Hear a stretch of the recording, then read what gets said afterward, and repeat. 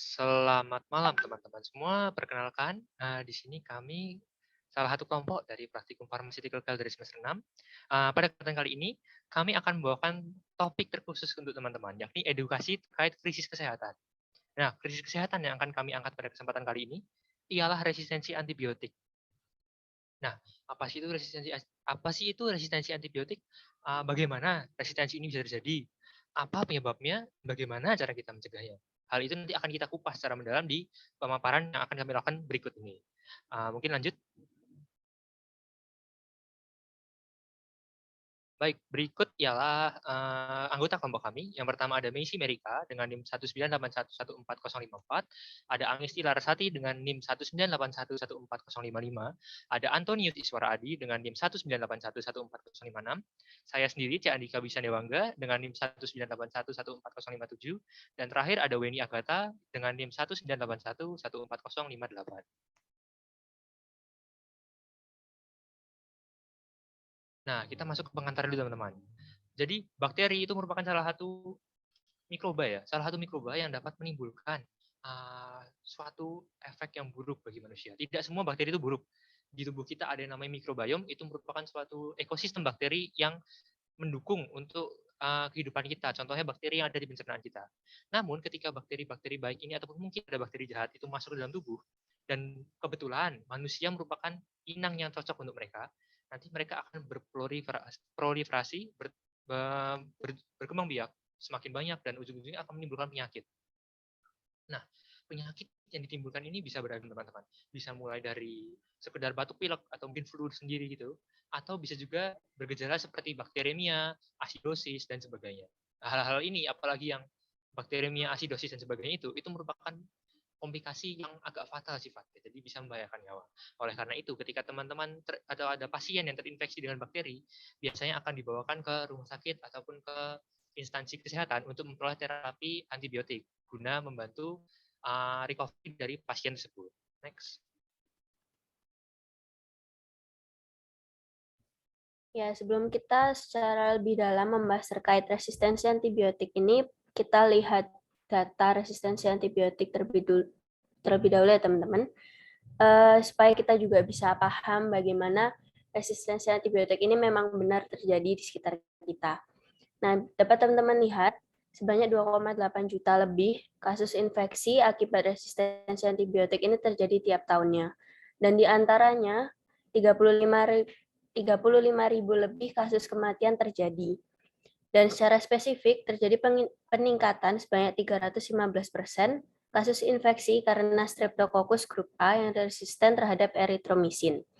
Dan terjadi peningkatan juga sebanyak 124% resistensi obat Neisseria gonorrhoeae. Nah, data ini diambil dari CDC tahun 2019 terkait antibiotic resistance threats report. Nah, di Indonesia sendiri, kasus resistensi antibiotik yang belum dapat terselesaikan secara menyeluruh dipengaruhi salah satunya oleh perilaku penggunaan antibiotik. Faktor yang mempengaruhi penggunaannya termasuk manajemen penggunaan antibiotik yang buruk dan kurangnya pengetahuan. Banyak sekali kesalahan konsep yang terjadi dalam penggunaan antibiotika ini sehingga mempengaruhi perilakunya. Hal tersebut tidak hanya terjadi di masyarakat umum, tetapi juga mirisnya terjadi pada mahasiswa kesehatan. Nah, hal tersebut tentu akan sangat mempengaruhi penyampaian informasi kepada masyarakat apabila kelak mereka akan melaksanakan pelayanan kesehatan. Next. Oke, teman-teman, kita masuk ke grafik ya. Ini grafik ini menunjukkan pola dari kasus yang dilaporkan di mana penyakit itu ditimbulkan oleh suatu strain bakteri yang memiliki suatu bentuk resistensi terhadap antibiotik. Nah, untuk grafik yang atas itu adalah grafik resistensi Staphylococcus aureus dari tahun ke tahun, yang bawah adalah aeruginosa dari tahun ke tahun. Dari sini kita bisa lihat nih bahwa tren dari resistensi antibiotik terhadap jenis-jenis antibiotik yang beragam itu tuh tidak senantiasa naik, tapi tidak senantiasa turun juga. Jadi misalnya untuk yang P. aeruginosa, teman-teman bisa lihat di sana bahwa dari tahun 1999 ke kurang lebih 2005-2004, rata-rata mengalami kenaikan. Lalu mereka mengalami penurunan dan ujung-ujungnya di 2011 ada yang naik, ada yang turun lagi.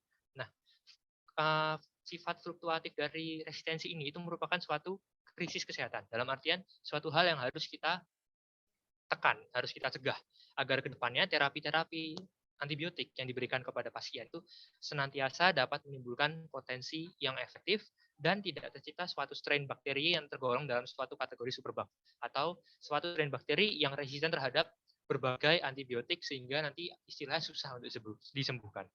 Next. Nah, ini terakhir adalah grafik resistensi dari bakteri E. coli. Bisa dilihat bahwa di sini untuk E. coli mengalami tren penaikan secara konsisten, terutama di berbagai antibiotik seperti aminopenisilin dan sejenisnya. Nah, ini kembali lagi menegakkan poin yang saya angkat tadi, di mana hal ini merupakan suatu krisis kesehatan, di mana hal ini kita harus semua pelajari, kita harus pahami cara mencegahnya, sehingga ke depannya nilai-nilai resistensi biotik yang dilaporkan dalam rumah sakit dan sejenisnya itu bisa berkurang, sehingga well-being dan kesehatan masyarakat bisa terjaga dengan baik. Next.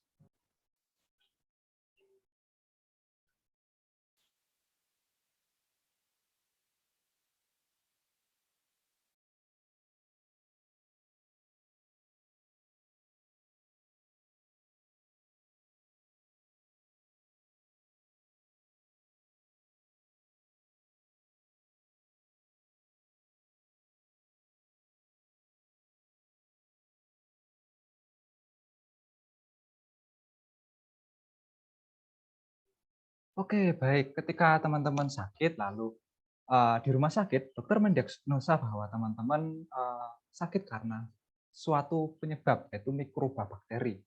Kemudian diresepkan antibiotik oleh dokter. Misalnya saja dengan antibiotik penisilin atau turunannya. Penisilin itu memiliki cincin beta-laktam. Mekanisme kerjanya yaitu menghambat sintesis dinding sel pada bakteri penyebab penyakit. Harapannya nanti bakteri penyebab penyakit bisa mati. Selain itu, mekanisme kinerja antibiotik yang lain itu dengan cara menghambat sintesis protein melalui penghambatan pada proses pada perkembangbiakannya seperti translasi dan transkripsi material genetik bakteri, kemudian bisa menghambat fungsi membran plasma bakteri dan menghambat sintesis asam nukleat dari bakteri tersebut. Next. Tetapi bagaimana pada kondisi tidak normal? Kondisi ini merupakan kondisi resistensi antibiotik yang ditimbulkan dari berbagai penyebab seperti pasien kurang patuh dalam meminum antibiotik, misalnya 1 hari bolong tidak minum antibiotik. Bakteri bisa saja beradaptasi atau mengalami mutasi genetik sehingga dosis antibiotik yang diberikan oleh dokter itu tidak mempan untuk membunuh semua bakteri yang membawa penyakit. Biasanya kalau solusinya seperti ini biasanya dengan ditingkatkan dosisnya atau nanti diganti dengan antibiotik dari golongan lain. Resistensi ini bisa terjadi selain itu karena peresepan antibiotik yang kurang rasional dan sebagainya, yang nanti akan dijelaskan oleh teman saya. Next. Nah, jadi teman-teman, resistensi antibiotik ini dapat disebabkan oleh beberapa hal. Yang pertama, peresepan berlebihan dari antibiotik. Yang kedua, pasien tidak patuh terhadap antibiotik yang dikonsumsi. Kemudian yang ketiga, penggunaan antibiotik yang berlebih dalam agrikultur. Kemudian yang keempat, kemampuan tenaga kesehatan suatu negara dalam menangani suatu infeksi. Kemudian yang kelima, sanitasi atau kebersihan yang kurang.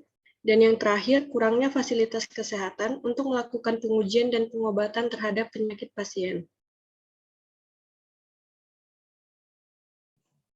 Selanjutnya, upaya pencegahan apa saja yang dapat kita lakukan untuk mencegah resistensi antibiotik?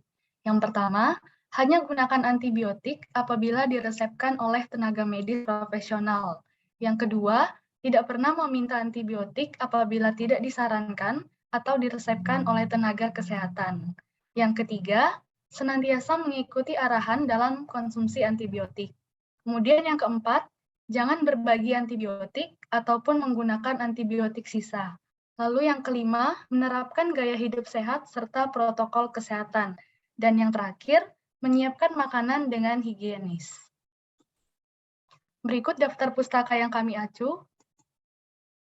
Demikian materi edukasi terkait resistensi antibiotik dari kelompok kami. Kami mohon maaf apabila terdapat salah kata dalam penyampaian. Ingat, pasien cerdas bijak gunakan antibiotik. Sekian dan terima kasih.